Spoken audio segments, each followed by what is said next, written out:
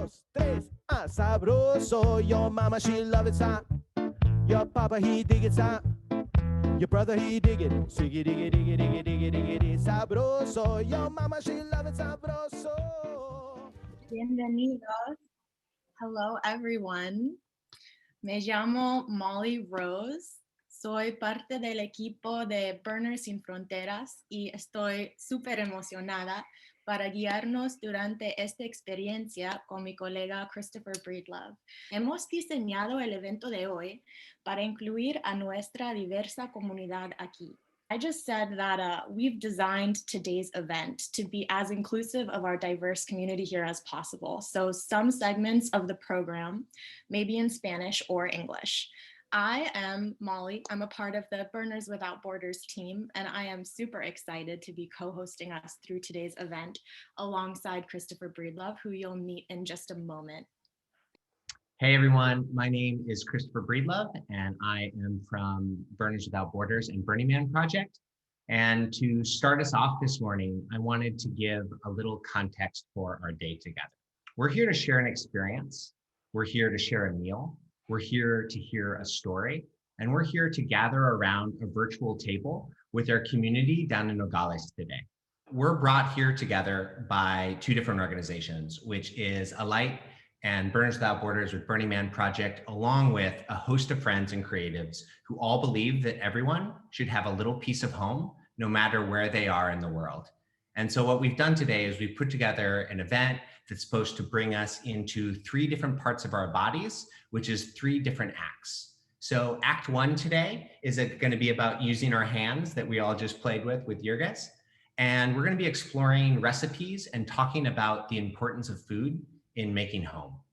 Act 2 is going to be about our hearts, and we're going to be watching the world premiere of the film Pedacito de la Tierra, A Little Piece of Home. And then Act 3 is going to be about engaging with our heads and being in conversation about the meaning of this project. And we're going to be speaking with some of the people who made this project happen and all the magic that's with us today. So stick with us. It's going to be a great experience. And we have so many people who have been working really hard to make this happen. And so we are going to welcome to the virtual table by someone who I'm proud to know and introduce, Sister Lika, a nun, a caretaker, and someone with a huge heart, and the organizer of the Casa. Sister Lika recorded this welcome message for us. Muy buenas tardes. No hay día que no se cumpla, ni plazo que no se llegue. Sean todos bienvenidos a esta Casa de la Misericordia desde Nogales, Sonora, México. Una calurosa acogida para todos ustedes, como el calor que emana de este horno, motivo que nos tiene aquí reunidos compartiendo espacios de alimento, espacios de amistad, haciendo vida el Evangelio. Tuve hambre, me diste de comer. Tuve sed, me diste de beber. Fui forastero y me acogiste. Que sea pues esto lo que nos reúna a todos en estas fronteras y que sin muros podamos ser un solo pueblo, una sola comunidad, una sola familia. Muchas gracias, sean todos bienvenidos. Good afternoon. There is no day that is not met, and there is no deadline that is not reached. Welcome everyone to La Casa de la Misericordia from Nogales, Sonora, Mexico. Welcome everyone, and we give you a warm welcome to all of you, like the warmth that comes from this heat of the oven, which is why we are gathered here, sharing food and spaces of friendship, making the gospel come to life. And she quote from the Bible, I was hungry and you feed me. I was thirsty and you gave me drink. I was a stranger and you welcomed me. So let this be what brings us together to this border and where we all can be one community, one family. Thank you and welcome all. Thank you, Raquel, for that translation. And thank you so much, Sister Lika, for bringing us into your home and into the Casa down in Nogales. We are going to move right into Act 1 using our hands to help us root down into the idea of food, which inevitably ties together both land and our bellies. So joining us all the way from Colombia, a friend, food educator, activist, and someone that I wish I could be eating next to right now, Michel. So Charles, welcome to the table and thank you for joining us today. Ay, buenos días. Thank you so much, Molly, for the introduction. Gracias, hermana Lika, por esa invitación tan linda. I'm so honored to be here today with you all. And what a moment, right? And as you know, we live in a world where there is so much polarization. There is so much kind of competing narratives sometimes, and we forget sometimes to shine a light on the things that make us human. We forget to focus our attention and our energy around what unites us, like Jurgis was saying, through music, right? The universal, power of music is just as powerful as the universal and community binding force of food. And so I'm here in Bogota, Colombia, formerly Bacatá, from Muisca territory. And today I'm here in my home, and I want to take you to the hearth, to the place where the most magic can be made in a home, which is the kitchen. So I'm going to move now to the kitchen here, and I'm going to prepare something that my grandmother prepared, something that is also a unifying narrative. In Colombia today, we are experiencing one of the greatest migration crises as well. And, all over the world, we're seeing this phenomenon. And our brothers and sisters from Venezuela are experiencing complexities that make them have to come to Colombia. And sometimes we focus on our differences, but what are the things that connect us? Arepas is one of the things that connect us. So I wanted to kind of present to you this dish, right? I have some hot water here. If you receive the kit, you should have all the same ingredients as I have. And so we're going to be cooking a very, very simple recipe of arepas to just show kind of this unifying power of food. So I'm going to focus on my hands now. Here, there we go. And so what is this? What do you need for this recipe? You need flour, corn, which is one of the sacred foods of ancestral kind of wisdom of these lands in the American continent, right? In this beautiful continent that we call home. So I have corn here. I have some hot water, and if you like, some cheese. So what do we do? It's pretty simple.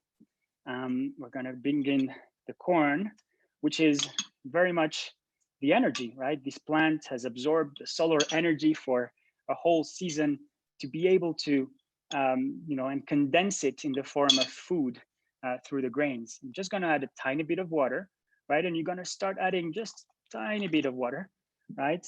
And you're gonna mix until you get a dough that you can take with your hand, right? I'm gonna start by putting, see here, start getting this little dough, very simple dough, right? I'm gonna add a bit more corn. There's no recipe here, it's a filling. It's something that you will feel with your hands, with your touch, right? I think this is good. I'm going to add a bit of cheese into my dough, cheese that brings also energy, grateful for the cows that let us take some of their milk to be able to have this beautiful flavor. And so now you see, the dough doesn't stick to my hand, so I can take it here in my hand. There's nothing more simple. Listen, I have 2 minutes, and we're making a beautiful, beautiful recipe that is tradition to many people, that is breakfast and sustenance for many millions of people here in Colombia and also in Venezuela. So now that I can take it with my hand, I'm just going to roll it around a little bit, right? And if you are at home, you can do this as well. If you're really a fan of cheese, you can even make a little hole in the center, add some more cheese. There we go. And now, okay, we have a very simple arepa, right? And this is gestures that are very, very ancient, right? Before we used to meal the corn, we used to be very careful about our resources. And today we've somehow disconnected from the fact that this is life, right? This is where we get our sustenance from. This is the molecules that are going to be in my body tomorrow. This is the energy that will power my brain tomorrow and my consciousness. This is something to be grateful for, right? See, I'm shaping it. This is something that you can do at home. It's super fun to make with kids, right?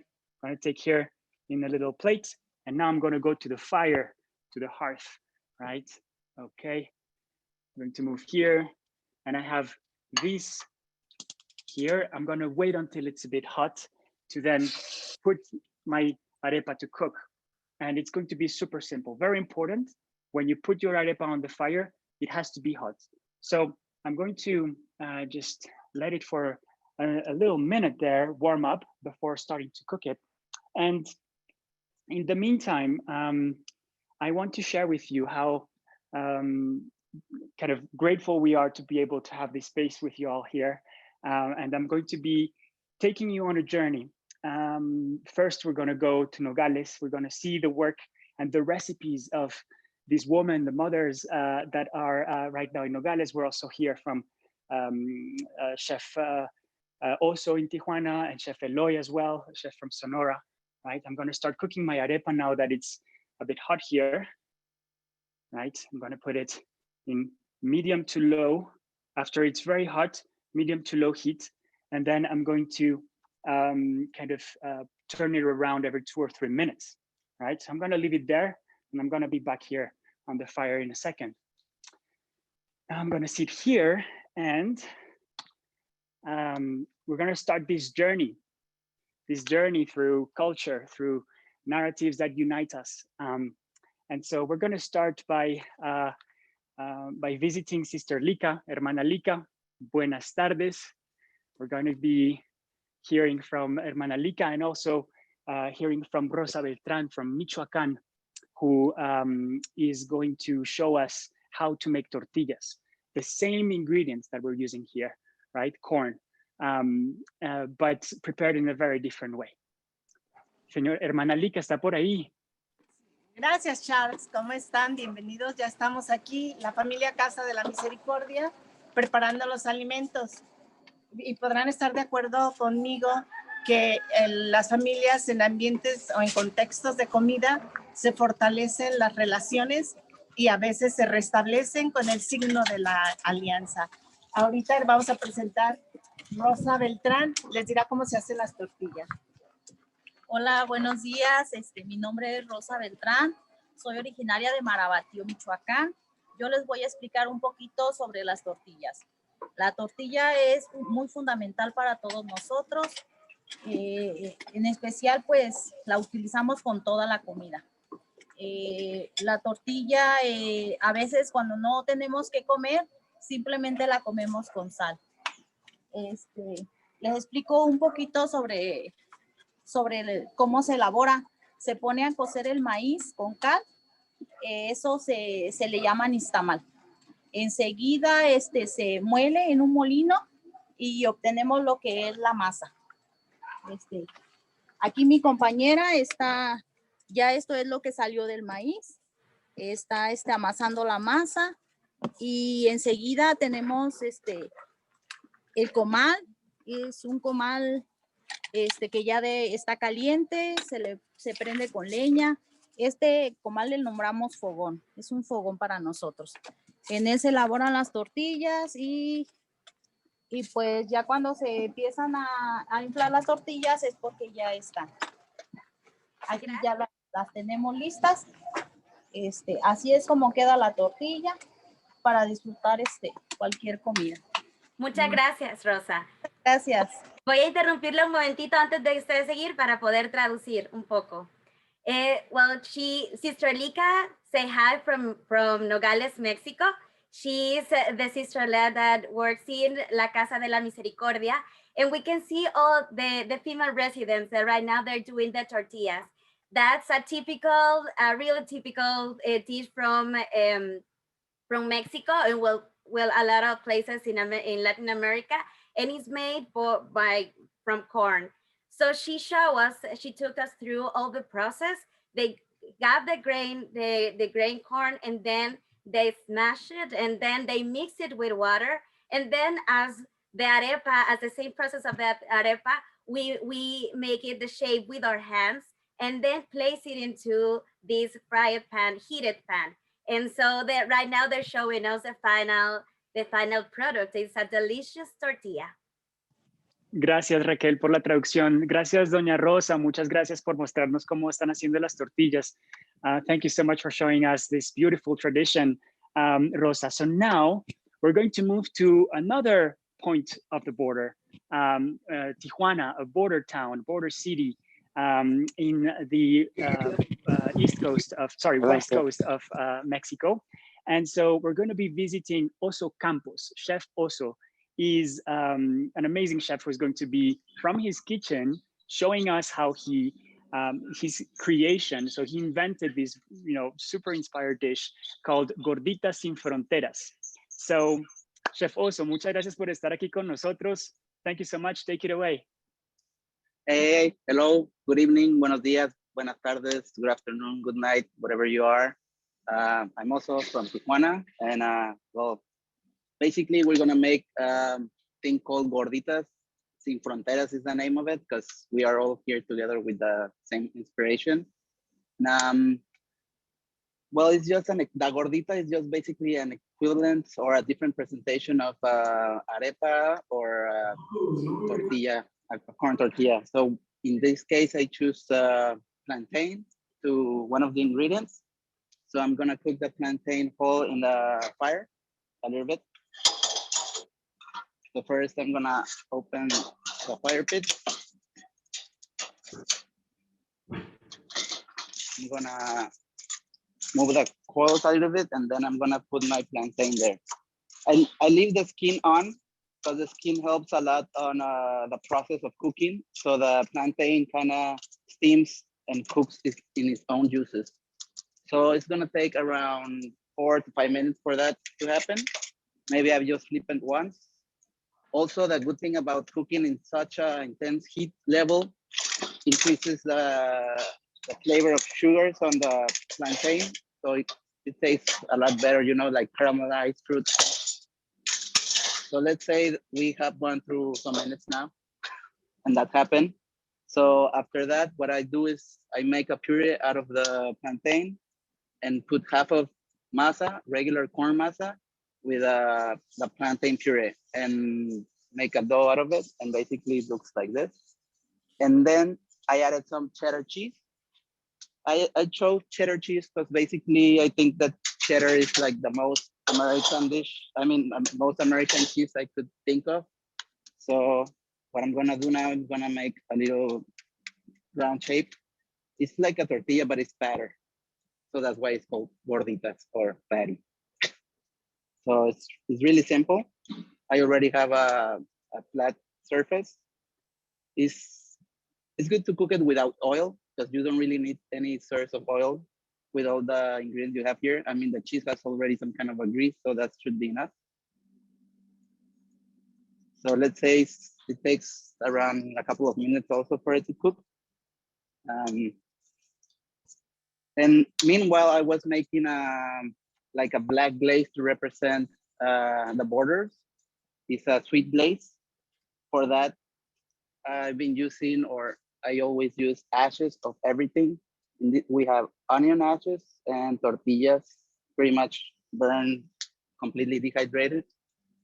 And when you make an adobo or any kind of recipe that has dried chiles, and you normally throw away the insides, in this case, I save all the seeds and roast them completely also, so they can be part of the thing that we're gonna make as a sauce. So basically, all of those ashes, I put them in a blender with a little bit of juice to make a paste, and then put it in a pot to dissolve with a little bit of cane sugar, which is, well, this is piloncillo, which is the first step of cane sugar.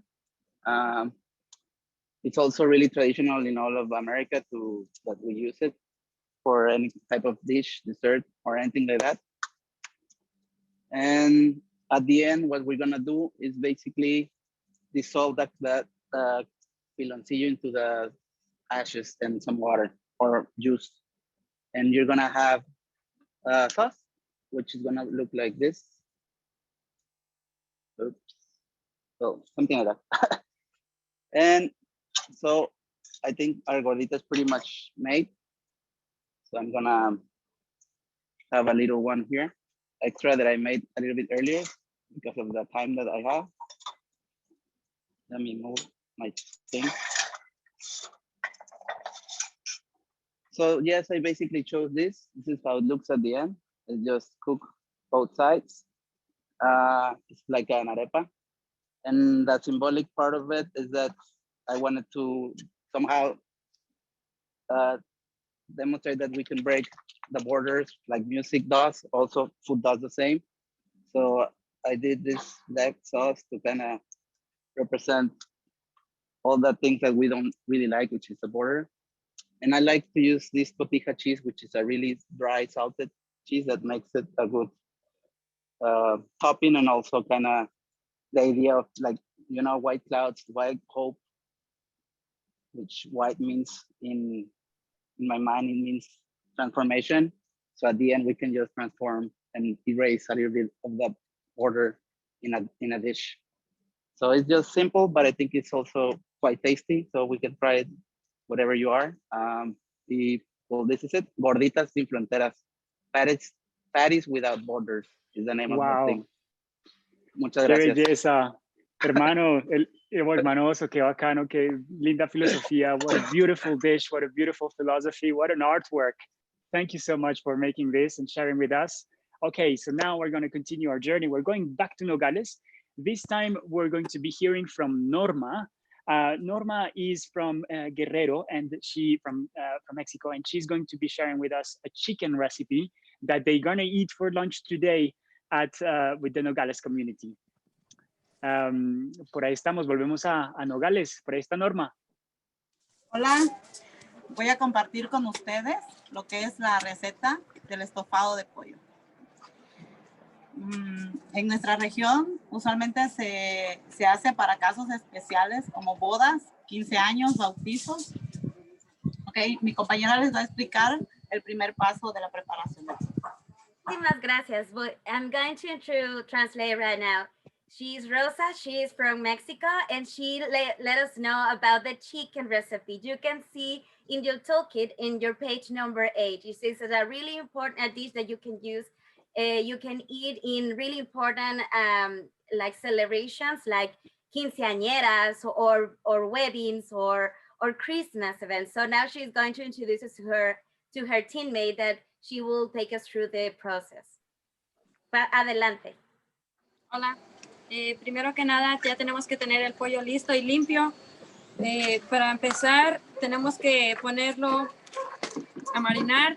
Vamos a utilizar pimienta, comino, ajo, cebolla. También vamos a utilizar orégano y sazonador de pollo. Lo vamos a dejar reposar durante 10 minutos. Thank you. Gracias. Well, she started with you can see the recipe on the toolkit, and she started with how to marinate the chicken with the ingredients.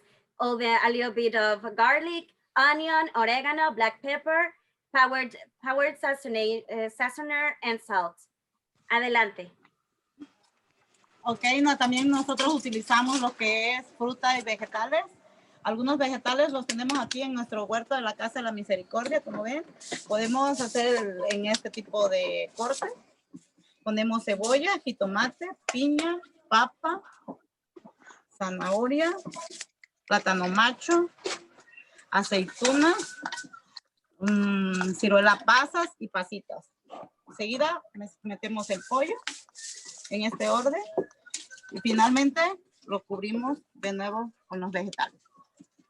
Okay, so we can see that once the chicken is marinated with all the herbs that she just mentioned, then she grabbed all the vegetables and some fruits like a tomato, onion, carrot, potato, pineapple, green olives, banana, and raisins, and butter to taste. And then she had grabbed a pan and placed every vegetables, just a layer of vegetables, then put the chicken that is already marinated, and then another layer of all the vegetables. And then she used this aluminum paper to cover the pan. Adelante. Finalmente lo tapamos con papel aluminio, sellándolo, lo metemos al horno por 2 horas aproximadamente por 250 grados. So then they place it into the oven for like 2 hours, and you wait until the chicken, you can smell it, all the vegetables and the fruits. Adelante. Lo sacamos del horno, finalmente queda en este punto. And then we take it out of the oven and you can see the deliciousness that it's going on there.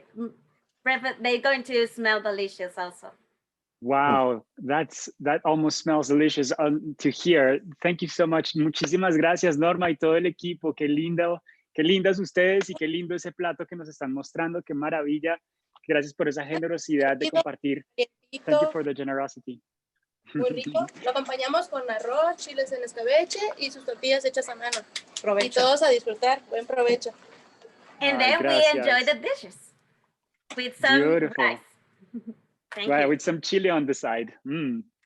So good. Okay, so now from Sonora, we're going not too far from there as well. We're going to meet Chef Eloy Aluri from Hermosillo, Sonora, who's going to be cooking a traditional bread recipe called pan de vieja. Eloy, ¿estás por ahí? Hola Charles, ¿cómo estás? ¿Me escuchan? ¿Qué tal, hombre? Todo bien, perfecto. Sigue, adelante, cuéntanos. Qué gusto poder compartir con ustedes. Hi everybody, it's a pleasure for us to be with you. We are live from Mocorito, Sinaloa, a magic town from Mexico. And we're sharing a traditional recipe. You know, it's called pan de vieja. It's a traditional bread from Sonora and Sinaloa. That's why I choose this particular recipe. You know, it is bread that we prepare. It's really easy. You will need the flour. You know, I just cook. You know, while our friend were singing sabroso. You know, I inspire myself and I do all I had inside. And sorry. We have I read your guide about conscious eating, and I saw that always that we buy something, we're voting for some philosophy for the community. So I choose this Noroeste flour, which means that I know the family who meals this, and it's family with values. Say hi to those. I hope you can also add house sugar. We will add the sugar to the yeast, to the flour. Then we have yeast, 44 grams of yeast. And we're going to start creaming our shortening, you know. So we start like creaming. When it's creamed, we will add our cream, our shortening that is soft, and we're going to start mixing well, you know, like mixing a lot of time. Then we add the water to this cream shortening, and with our flour, okay. And after that, we're gonna continue mixing till it's a real well and mix well in an involving way, you know, with our hands, you know, so we can make una mezcla homogénea, you know, like if it's all put together like a big hug, you know, we are embracing our flour, we're embracing our water, we are with our hands, you know, adding love and adding intention. In Mexico, we found in our investigation that in some recipes, people write that the secret of that recipe is it's love. So for us, it's really important to let the people know that love is important when we're cooking, because as you say, we're adding to the seeds water, we're adding the salt, the sun, you know, we're adding this amazing wind and oxygen, and also we can add not just our hands, putting everything together, but we can add our love, our conscience, and we can pray while we are cooking. So for me, that's why I love to cook, and I'm really happy to be with you guys. So after, you know, after mixing well, you know, all our ingredients, the recipe, you will have it, you know, in recipes for wrestlers, it's 2 kilos of flour, half of kilo of vegetable shortening, 44 grams of yeast, 2 cups of sugar, a pinch of salt, and 1.5 liters of water. So it's really easy. We leave rest our mix, and then after it rests, you know, we just will be making these beautiful birds like the arepas, you know, like we just make this beautiful form, giving love, you know, working and letting it rest, letting this rest, and then we cook in the oven, you know, for 20 from 15 to 20 minutes. We cook this, and then it's out of the oven, you know. Also in Sonora, you know, we eat this, you know, stuff like the chicken that just prepared, the estofado that just prepared our friends from Nogales, you know. You just take out the bones and the seeds of the olive, and if anything, if any other product have some seeds, you take out. You liquefy or make a puree, and you just put like a pate, and you make lunches. You know, it's amazing. So with this, you can add everything inside. We eat this with coffee, with jams, Qué rico. Among cheese, whatever you want, guys. And also, sisters, you can sell this at Nogales. I'm sure that you're gonna sell it with all your love and all your passion that you're putting to Pedacito house. Yeah. Gracias, Eloy. Thank you so much for your heart, your philosophy, and your magic. Wow, you had everything ready. So great. Thank you so much for sharing with us today. We're going back to Nogales now. We're going to be visiting now another recipe, a bread recipe, marquesote from Guatemala. And it's actually Ilse from Honduras and her team who are going to be talking to us about this recipe. Now, let's go back. Ilse, ¿estás por ahí? Buenos días, buenas tardes. Mi nombre es Ilse, soy de Honduras. Le vamos a presentar el marquesote de Guatemala, un pan que se come mucho en Centroamérica, en ocasiones, para Semana Santa. Y aquí estamos batiendo el huevo con un molinillo de madera hecho a mano hasta que llegue a punto de nieve. Hola, hi, my name is Ilse, and I'm from Honduras, and I'm going to be baking a marquesote. That it's a recipe that it's really well known in Central America. Is a bread based it's a sweet bread based with cream and cheese. And right now I'm going to show you the grain meal that we made, handmade by the residents here. And I'm showing you how I mix all the ingredients. You can find the ingredients in the page number 9 of your toolkit. Adelante. Estos son los ingredientes. Lleva vainilla, ya tiene. Le agregamos canela, azúcar, requesón, mantequilla crema. Bueno, así me sale. El queso, mantequilla derretida, harina, la leche, bicarbonato y un poquito de royal y sal. So you can see that in a bowl, you mix all the ingredients just in one, and then you mix them all, and then just it's a mix with all the ingredients like eggs, heavy cream, rice flour, queso, cheese. We call them queso fresco, but it's like cheese, like cottage cheese, and sugar and some baking soda. Adelante. Luego engrasamos el molde y le echamos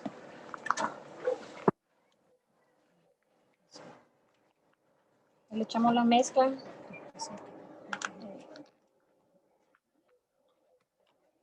So then we greased with the butter the recipient where we going to place the marquesote, the mix of the marquesote, and this we make it even.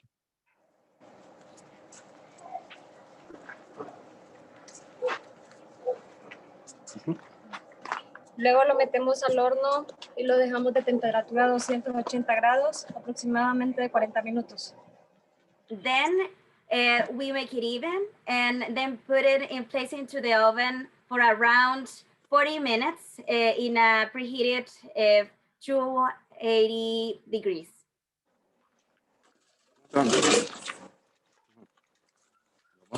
Muéstranos, sácanos. So then Wow, they're qué showing us, belleza. La muestra.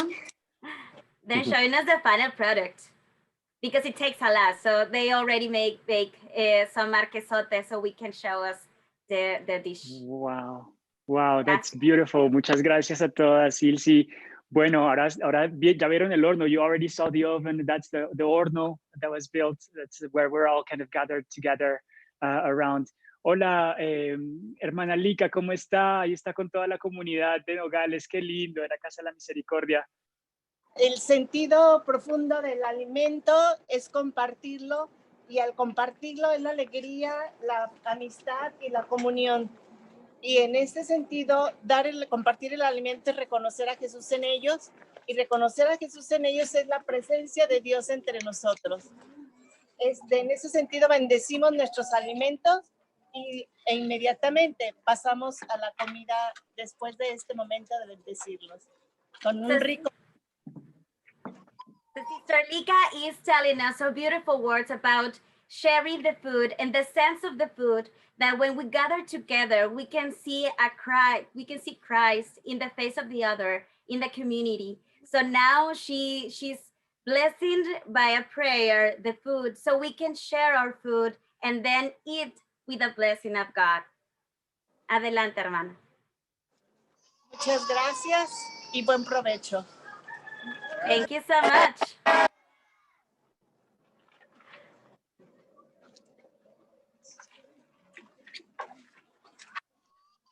Wow, qué maravilla. Muchas gracias, hermana Lika. Thank you so much, hermana Lika, for blessing the food and for such beautiful, powerful words that you just shared with us.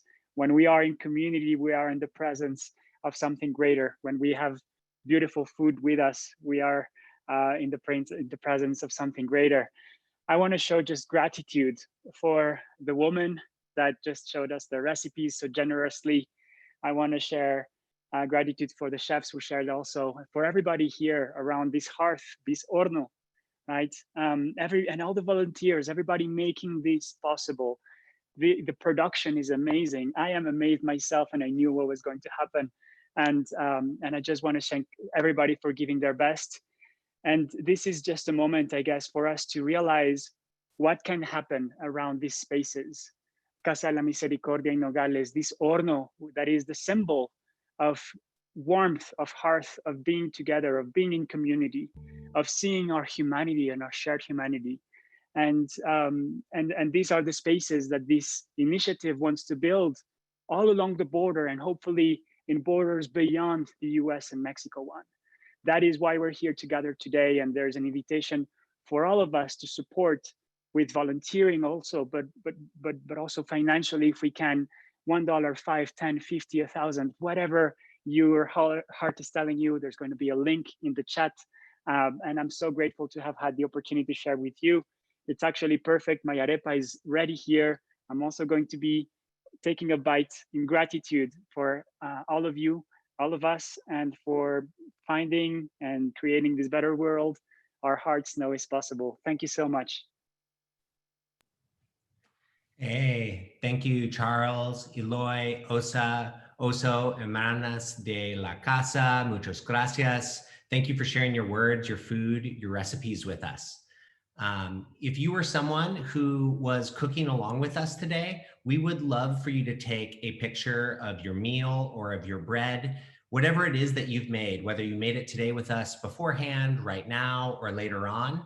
And when you get that thank you email from us, please send us back a photo of what you made, because as we gather more recipes from different hornos and centers that are built, we're going to be putting together a toolkit and a recipe book called Recipes for Resilience. And so we would love to include photos of all of the food that you've created along with us in that journey. And really, thinking about everything that was just shared, every culture has bread, but every culture's bread is unique, right? And I know that as each and every person makes their own bread, it's unique just like every one of us. And I really just feel inspired by the plethora and the journey we just went on with food. And so what we're going to be doing now is we're going to move into Act 2. So ideally, You know, you have a little bit of food in front of you, and we're going to engage our cores. We're going to engage our bellies by having a little bit of snack, and we're going to engage our hearts because we're going to be watching a film that was made about the activation and the Horno build down in Nogales this past fall. We had an amazing group of talented filmmakers who headed down to Nogales, including Kai and Lina, John, Alejandro, and Lee, and they poured their hearts and their talents into telling this story of the Casa, of Sister Lika, of all the families you just saw around the Horno sharing their meal, and particularly about our friend Ronald who went down to build this Horno as well. So we invite you to have a little piece of food, to break some bread with us, and we're all gonna watch the world premiere of this film that's been created for us today.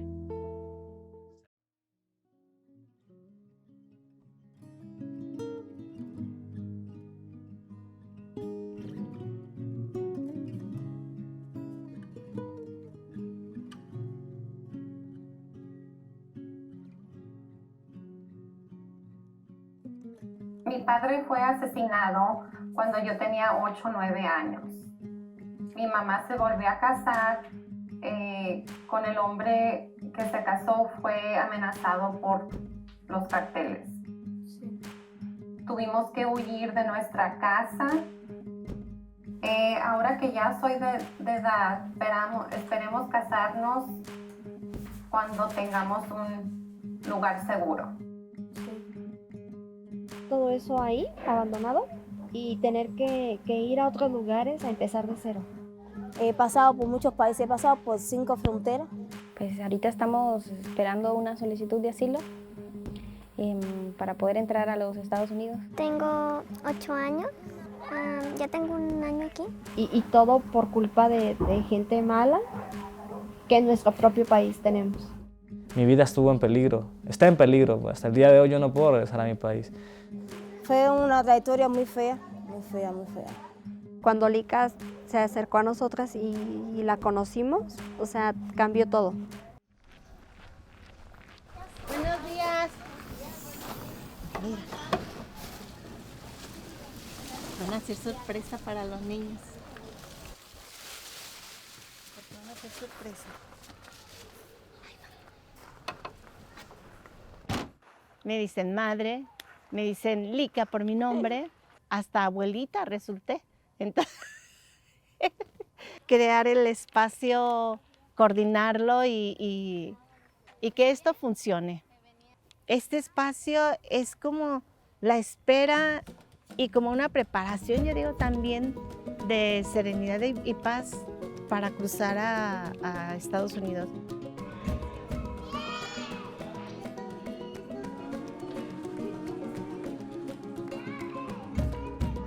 Su proceso de asilo inicia aquí, en este espacio. Over the last 4 years, we've had such a huge surge of migrants with nowhere to go, nowhere to be safe, nowhere to be cared for. Medical, food, clothing, shelter, warmth, hot water, that's all here. At this time, we have over 200 people. Aquí vienen unos maestros que nos dan clases. Pues yo espero para mi hijo un mejor futuro, que estudie, que sea alguien en la vida y que haga algo en la vida. He estado apoyando, pues ahorita es Alight. Alight es quien nos ha creído en nosotros y ha hecho posible también un sueño de alegría y felicidad, porque a través de ellos tenemos transformado espacios. Hay un grupo de abogados, abogadas, les dan a conocer cuáles son sus derechos, les dan a conocer todo el proceso de asilo. Aquí que somos unidos, nos ayudamos mutuamente. ¿Cómo nos ayudan aquí a prepararnos? Manteniéndonos una estabilidad emocional y también física. Hemos estado en muchos albergues y no ha sido ninguno como este. Sinceramente, acá en Nogales, más tranquilo. Gente como Ronald que nos están apoyando muchísimo a construir todo esto, porque nosotros solos no pudiéramos hacerlo. I had a vision to build hornos along the US-Mexico border to bring people together around food, and I was lucky enough to be invited to do that. And so here we are. I'm coming in to maybe simply be a very small catalyst of someone who wants to make an horno, but there are people here who know how to make hornos much better than me, who've cooked on hornos much longer than me. For some, they've never seen an horno. You know, it's a giant pile of mud. The word horno means oven, and everybody has an oven in their house in the United States, and it's just this little metal thing, and they put in some stuff, and they close it down, and there's no ceremony or ritual around it.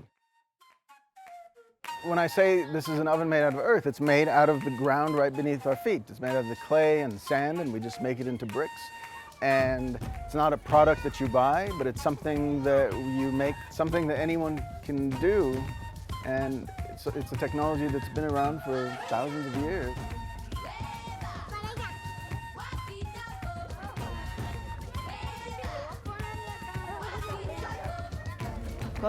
¿Qué construimos? Sí.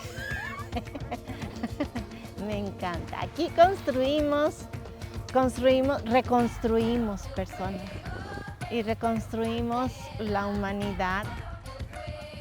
Como te digo, soy guatemalteco, ya no soy ningún muchacho jovencito. Acostumbramos a hacer el pan según la costumbre de nuestro pueblo. Tú me dices si se está abriendo para poner más madera, porque ya estamos muy close. Sí.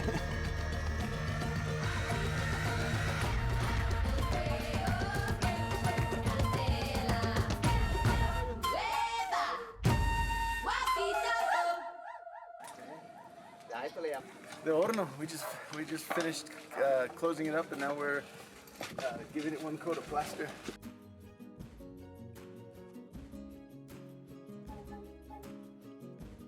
Hornos are like magic, right? The moment we built it, all of a sudden there's fire, so people gather around the fire. Suddenly there's food being prepared, and so people are gathering around food. Suddenly there's warmth, people are eating, people are talking. So it's amazing how the horno itself just kind of lit up this space in amazing ways and brought people together around it.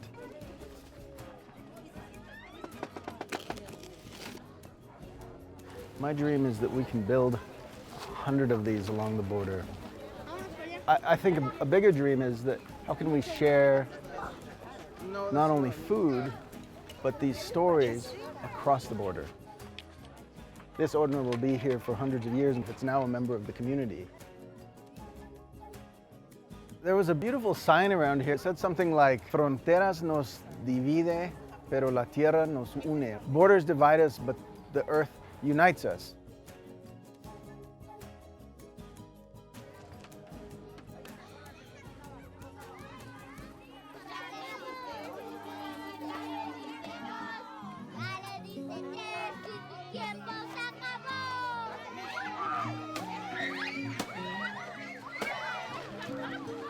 ¿Van de aquí? Sí. Cada vez que se va una persona, o sea, como llegan, me dan ganas de llorar. Tengo ganas de llorar. Bueno, también llora de alegría. Yo lloro de alegría también. Sí.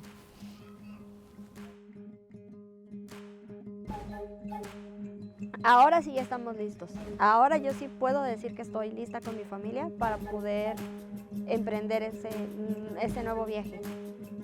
Ha sido difícil, pero pues gracias a Dios poco a poco vamos viendo la luz al final del túnel. Que supieran de los inmigrantes, que nos den una oportunidad. Muchísimas gracias por tomarse este tiempo para escucharnos. Cuando esté grande quiero vivir en este albergue, porque está bien bonito.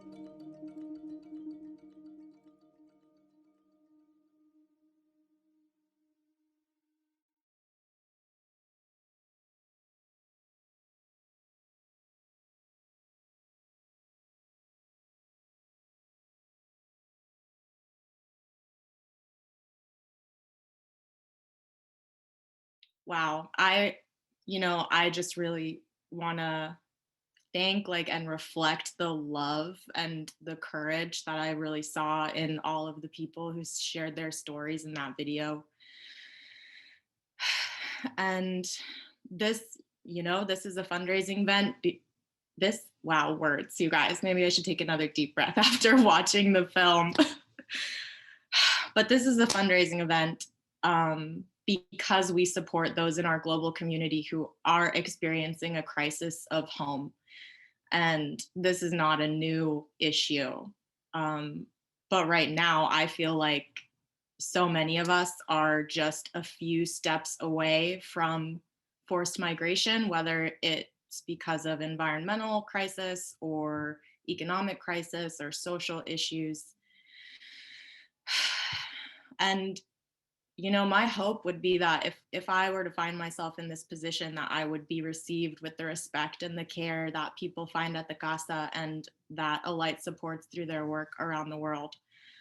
So, wow, thank you all for sharing that with us, that experience. So we're gonna transition into Act 3, the part where we use our heads to join in a conversation between some of the core partners in the Casa de la Misericordia project. So as they're talking, just keep dropping your questions in the chat box. We're gonna try to answer as many of them as we can.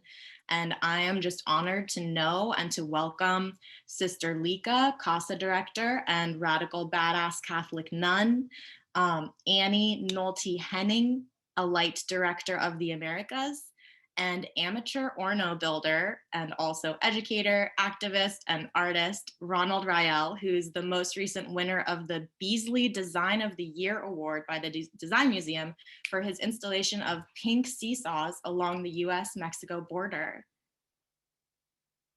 Thank you, Molly. Thank you so much. As she said, I'm Annie Nolte-Henning from Alight, and we are pretty blown away by the number of people we have here today sharing in food and conversation. And like Molly said, the film leaves you pretty speechless because for me, it encapsulates so well the definition of what a home is built from. So before we begin our conversation, I'd love to hear from you and your families. What is one thing that makes you feel at home? So point your attention to the poll that's going to appear on your screen.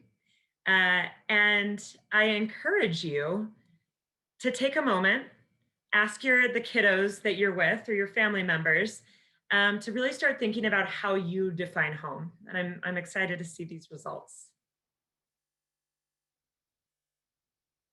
Right. Friends and family, home cooked meal. Well, we've got the right thing going today then. All right, so I am here with my friends, Ronald Rael and Sister Hermana Lika today. Sister Lika is the total package. Ronald, you're not far from it either. Lika is this beautiful, brilliant, hilarious woman. She's an artist. Much of the murals and the art that you've seen at the shelter today was her work. And Lika, your shelter is really something beautiful. And so I want to hear from her because Lika, you've created this place for families that hold all the same tenets we have for our homes. Pride, the feeling of responsibility, of being able to take care of a space, security, comfort. So Lika, I would love to hear from you. What does home mean to you? And how have you worked to recreate this feeling of home for others on a migration journey? Indudablemente, el Evangelio me interpela y da la pauta para un proyecto de vida, una vida que no la puedo vivir yo sola. Todos somos necesarios y no es suficiente hacer obras de caridad sin poner caridad en las obras, solo para sentirnos merecedores de la misma vida que es dada por Dios. En ese sentido, el refugio, la casa, se convierte en hogar por el hecho de reconocer a cada uno de los migrantes como el Cristo sufriendo, quienes huyen de las persecuciones, de las extorsiones, amenazas, desconocidos muchas veces por su propia gente. Yo no podría hacerlo sola tampoco. Dios pone tiempos, formas, personas concretas que sin estar presentes aquí, gracias a ellas gracias a ellas como Cruzando Fronteras, Alight, familias o familiares nuestros, amistades que han hecho posible sostener este hogar. La oración es muy determinante para esto. Yo pienso que la vida merece ser vivida cada instante, uniendo fe y vida, con la convicción de que lo hagamos o que lo que hagamos o dejemos de hacer por una humanidad que todos anhelamos, es determinante para la construcción del reino de Dios y no un reino de muerte.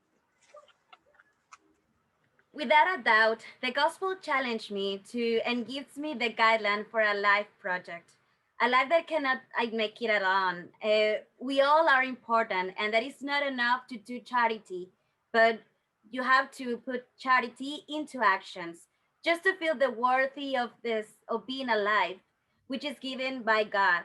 In this sense, the shelter, the house, becomes like home, recognizing the suffering of Christ in the other people. And I cannot do it alone. She mentioned again that she feels supported by people that God put into her pathway, like Cruzando Fronteras, Alight, families, and friends that have made it possible to sustain the La Casa. And the prayers is really important for them and for to make this happen. And she feels that a life deserves to be lived by every moment, uniting faith and life with the conviction that what we do for this in this life for the humanity, it could build. It's critical to build a kingdom of God, and not a kingdom of death. Thank you, Raquel, and thanks, Lika. I'm so glad you shared that with us, because when we at Alight think about partners in our work, we think about it as that factor of aliveness as well. So at Alight, we are a humanitarian organization, and we do a lot of the humanitarian basics, like getting people shelter, clean water, healthcare, making sure people are safe. But we realize that's only a part of life, and that a life is filled with dignity and joy and connection and purpose, and that feeling of being alive. So we really strive to support people in building these things too. And to do so, it's all about finding amazing partners and not making solutions for people, but finding solutions from people. So Ronald Rayal, you have been a catalyst in finding and co-designing from people living in the borderlands. Can you tell us, why are you so fascinated with these Ornos and working on the border? And did this project turn out the way that you intended it to? Thanks. Thanks, Annie. Hola, Manalika. Hello, everyone. Buenas tardes todos. I'm going to try to speak both Spanish and English. So voy a hablar en dos lenguas. A ver, you know, Annie, I think this project turned out better than I imagined it to be. The first day I arrived, I asked the community if they were familiar with or had experience with cooking with hornos. And the majority of the community said they had, and this gave me a lot of confidence because I knew at that moment I'd be learning from them and we'd be building an horno together. Estoy diciendo que salió el proyecto mejor que me imaginaba, porque el primer día que llegué les pregunté a la comunidad si ya estaban familiares con cocinar en hornos y la mayoría dijeron que sí. Entonces, esto me dio mucha confianza de que iba yo a aprender de la comunidad y nosotros íbamos a construir juntos. So this was a project that we co-created together with an amazing team.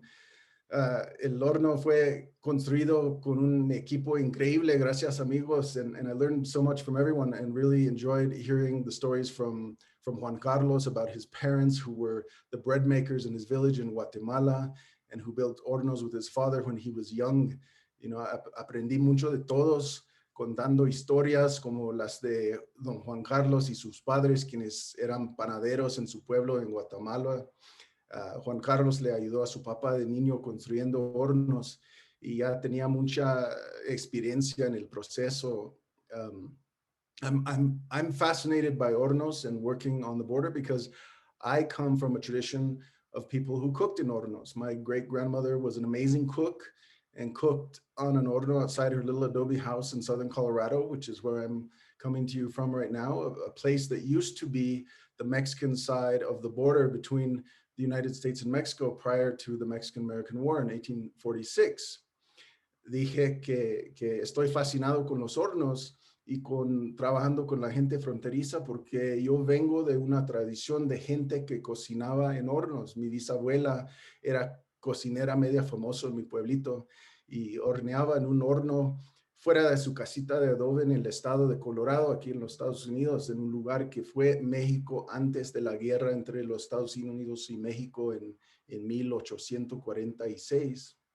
And what's interesting, you know, is that the horno is also an immigrant. It came from North Africa through Spain and to the Americas and was adopted by the indigenous people of the Americas. And we share these cooking traditions across all the Americas and really the world, which is why I thought this cooking technology would be something that we could all gather around, giving everyone a sense of community and belonging. Dije que es interesante que el horno también es inmigrante, ¿no? Llegó desde África por España a las Américas y fue adoptado por la gente indígena y nosotros de todas las Américas y bueno, de todo el mundo tenemos esto en común, la idea de arrimarnos juntos alrededor de un horno para compartir comida y la comunidad. But you know, I'd like to know how Manalika thinks about how the project turned out for her and the community, and what advice she has for us continuing projects like this along the border, especially staying true to creating the idea of home. Doña Angélica, tengo dos preguntas.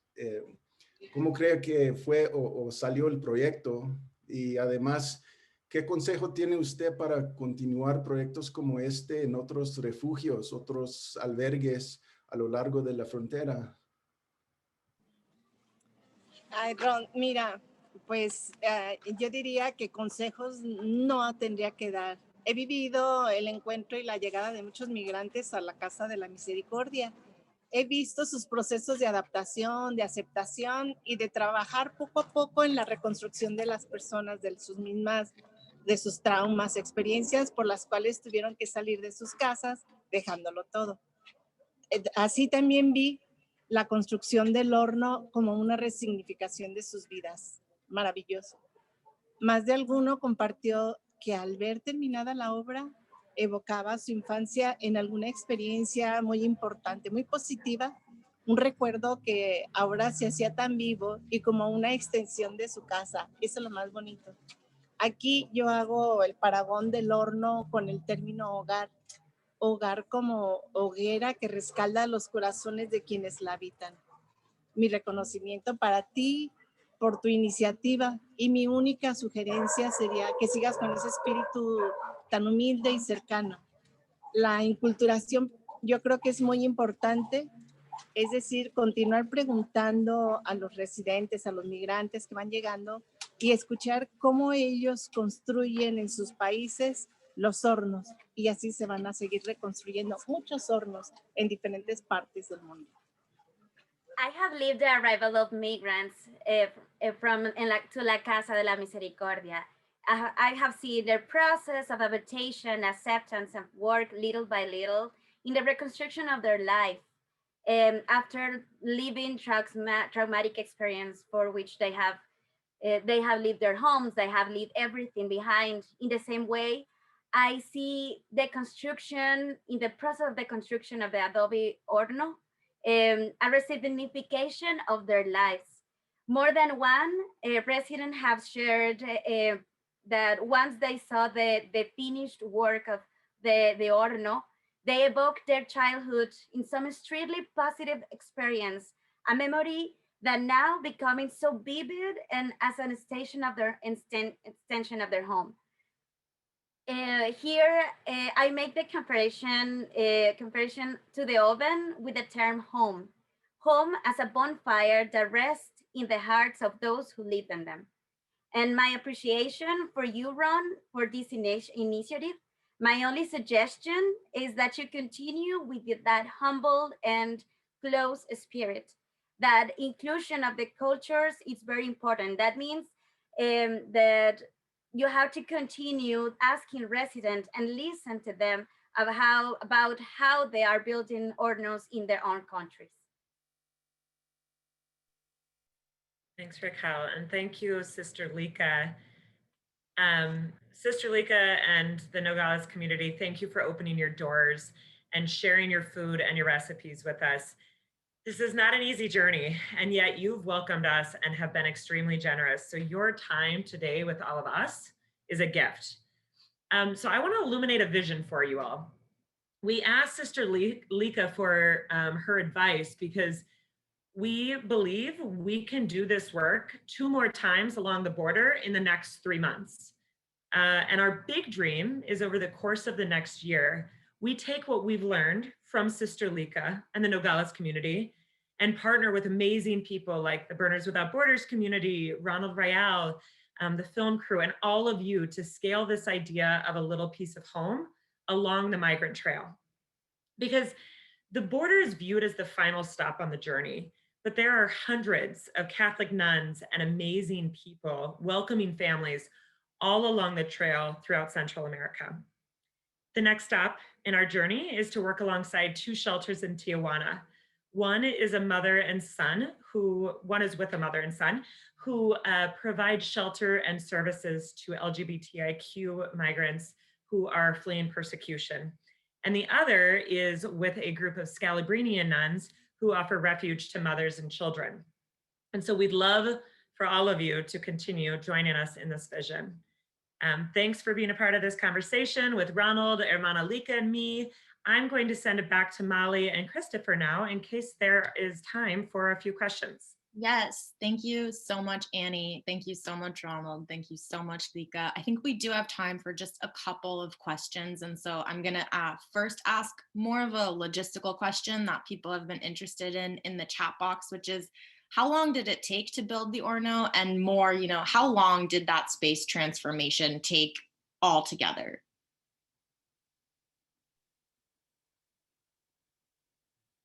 So I'll speak to the space transformation, but Ronald, I'll pick on him for the Horno because he was on the ground. So the space transformation happened amazingly fast.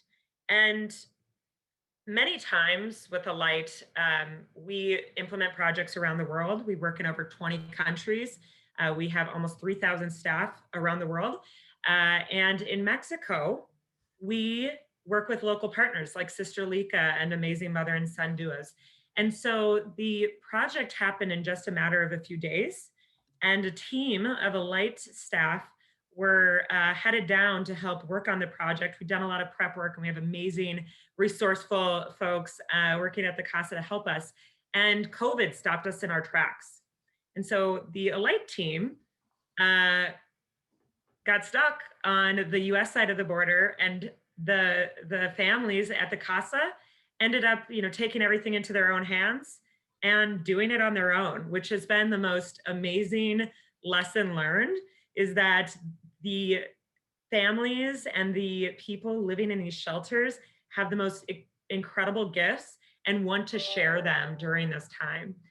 So it happened in a course of a week with a little bit of follow-up, but really, really quick for how much happened. Over to you, Ron.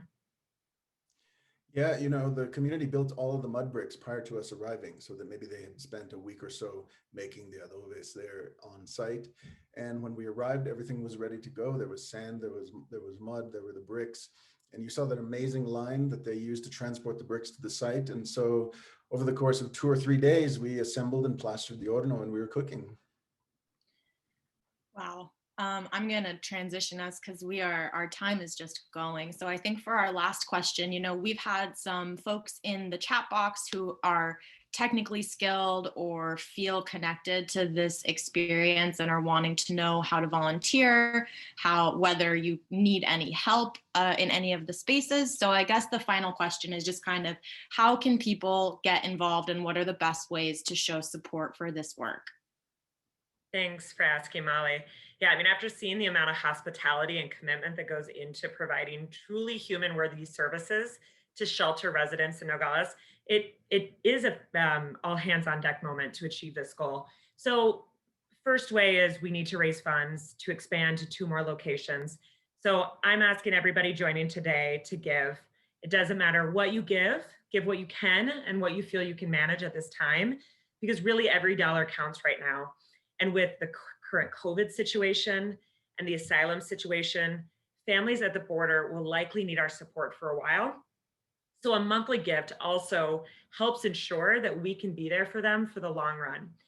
I ask you to give of yourself today in a way that will touch families who are just looking for that little piece of home to breathe and connect with people, and share their gifts too.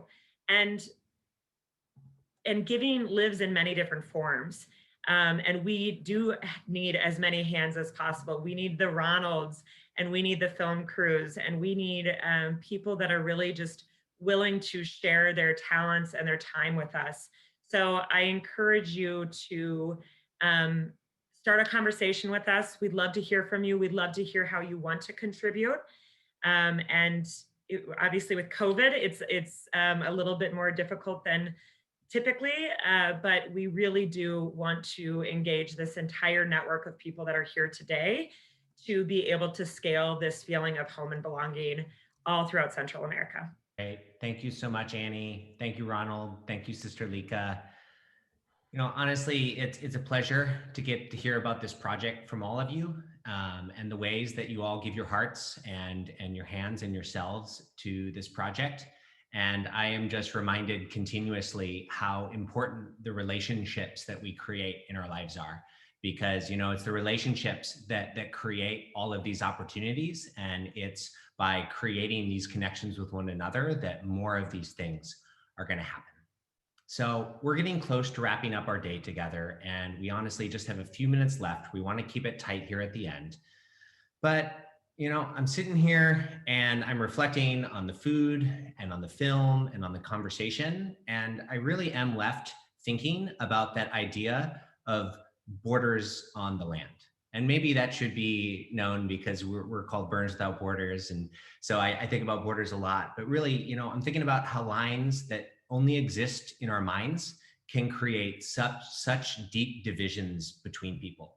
But then how we can go back to something like ancient technologies like bread or the horno or the oven and mix it together with new technologies like the internet. And all of a sudden people are able to come together here, no matter what type of walls or barriers are in the way. And I feel really hopeful about the future. While I know there's a lot of things happening, while there's a lot of energy kind of pushing them up against these ideas, I do know that it's people like us coming together in places like this that was never possible before. And so we're going to be able to see even more amazing things come out of it. So, you know, our day has also really focused on this idea of the horno. And I just wanted to say, I think it's important to remember that the horno is a metaphor for so many of the great things that are happening through this project, A Little Piece of Home.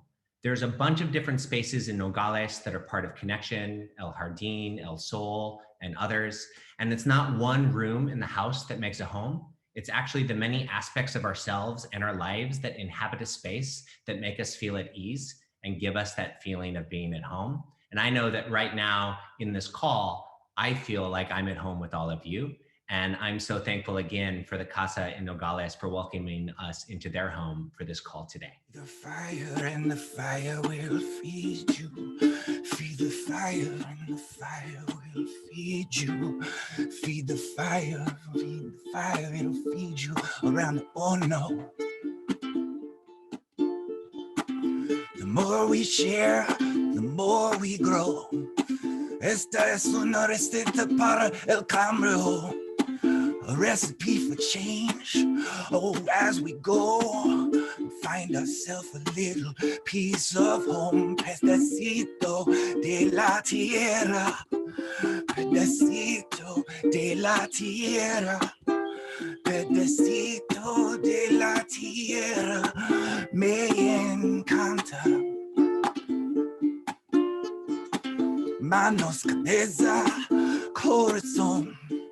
Head, heart, and hands, so how we grow.